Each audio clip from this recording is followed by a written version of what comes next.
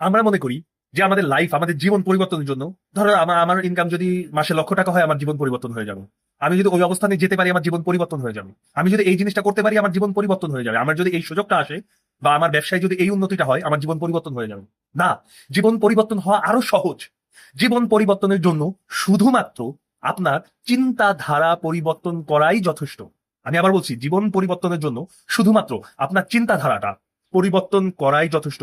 আর কিছুর প্রয়োজন নেই, আর কোনো কিছুর প্রয়োজন নেই। আপনি এখনই যদি আপনার চিন্তাধারা পরিবর্তন করেন, এখন থেকে আপনার জীবনটা পরিবর্তন হয়ে গেল।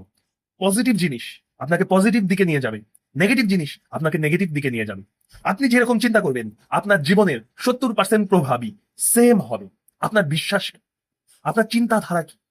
মানুষের যে ব্যবসায়ী, যে বড় ব্যবসায়ী দেখবেন, তাদের চিন্তাধারা প্রায় একই রকম। যারা জীবনে কিছু করতে পারে না, তাদেরও দেখবেন চিন্তাধারা কিন্তু একই রকম। তার এই মিশ্র, মানে এক ক্যাটাগরির মানুষ চিন্তাধারা এরকম মিলে কেন? কারণ তারা ওই চিন্তাধারা দিয়ে তাদের জীবনকে পরিবর্তন করে ফেলেছে।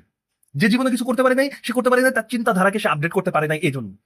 এজন্য চিন্তাধারাকে যত উন্নত করবেন, আপনার লাইফও তত উন্নতি হবে। সবসময় টাকা দিয়ে সবকিছু হয় না।